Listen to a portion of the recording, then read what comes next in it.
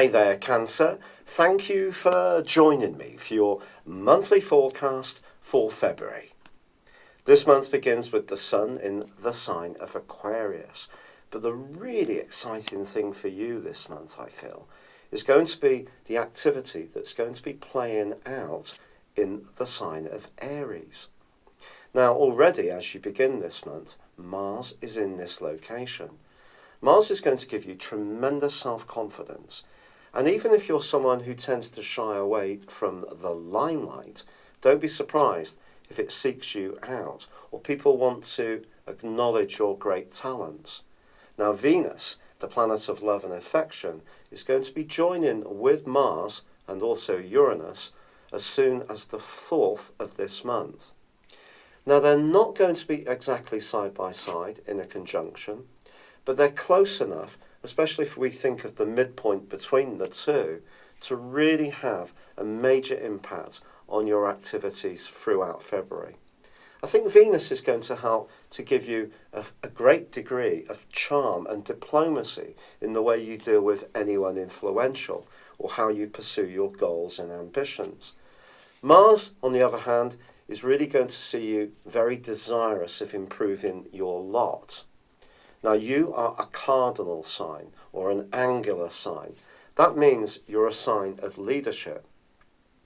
Many astrologers emphasize the more sensitive care inside of your nature, which is obviously a huge part of your being because you feel, and your feeling senses, because you're ruled by the moon, is a major part of what informs your thinking and your decisions. But you're also someone that can be a brilliant manager of resources, and it often sees you in positions of influence. And if you're wanting to strike a note for your talents and to achieve greater recognition or improve your standing, this is a great month to go for it. And part of this comes from the fact that the Sun is located in the part of your scope at a practical level that's to do with your resources, but not necessarily the money you're using to buy your shopping on a daily basis. I'm talking more about property, pensions, savings, business interests. And these are going to come very much into focus because of the lunar eclipse, which occurs on the 11th, but in the part of your scope that's to do with your everyday finances. Over the next 6 months, I think it's important for you to understand your value system, because I think your value system could go through a period of transformation. This is because the solar eclipse, which occurs on the 26th of this month, for you is very much to do with exploration. It's about widening your thinking and your mode of activity in a fantastic way. But it has to work in terms of how you feel about it, your values, and how that plays out with others, and also how you finance it, which obviously comes in the more practical sense. And that's the challenge that the lunar eclipse is going to be laying down for you. Eclipses work in pairs. That's not always stated. So these eclipses are going to be cooperating for the next half year. So widening your horizons but making it work in a practical way is really what we can boil it all down to. That's the essential rub. But also Mercury is going to be moving on the 7th into the part of your horoscope to join up with the Sun, and that's going to help any part of your nature that wants to think beneath the surface of situations, to get into the psychology of your motivations and those of others. Now, it's true that Jupiter does go into a retrograde on the 6th for 4 months. Jupiter for you through to the 11th of October is going to be very much about how you feel and also about home and family matters. Jupiter is obviously gives us the potential for good fortune, but we can't take this for granted. And I think that's what the retrograde is saying. It's just saying we need to work at the things we want to affect in that part of our lives.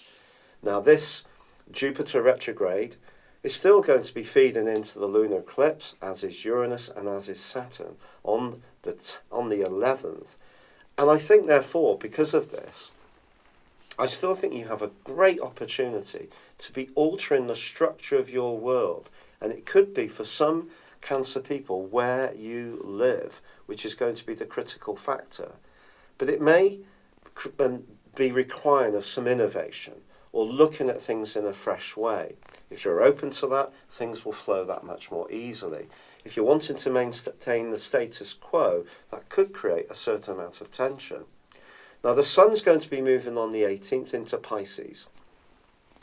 This is lovely for you because it is a lighter energy making its way through that sign. And by the 26th, at the time of the solar eclipse, it's merging with Neptune, suggesting your imagination is going to be really lit up in the following 6 months. And this can feed into even the holiday destinations that you choose. You may not want to go to somewhere that's rather mundane. You may want to go somewhere which really captures all of your hopes. So if you've had a long-held dream to go to somewhere very special, it could happen in this next half year. Now, the key is, however, that although Mercury and Mars are combining absolutely splendidly from the 12th through to the 22nd, which can see you making some very astute moves in terms of business, Mars then goes on to combine with Uranus. Uranus broadly, in the first 2 months of this year, is in a bit of a spat with Pluto again. Pluto and Uranus were not on good terms through to last March for broadly the previous 3 years. This meant that there are relationship situations where you could find yourself being actually surprisingly rebellious. You're someone who can very often follow the orthodox. You understand the laid down ways that things are done. You understand that there is a glue which holds society together. And that's really often things like kindness, protectiveness, all those natural Cancerian qualities. But this Uranus transit over the last few years has been making you perhaps a little bit more edgy in your approach, and especially when it clashed with Pluto. So it's going to do that again, broadly, but Mars is in on the mix. So if there's a relationship where the desire to change is either coming from the other person or it's coming from you but not them, that could create quite a lot of tension towards the end of this month. So when it comes to the dreams, you have to distill it right back down again on the back of the solar eclipse and the arrival of Mercury on the same day into Pisces, where he's not really at his best. It's in both detriment and fall, and is going to be in an opposition with the node, the North Node in Virgo. So how you think, how you communicate, you need to be just in your approach. You need to make sure that you're following the rules of natural justice, that you're not getting caught up in hopes that aren't realistic.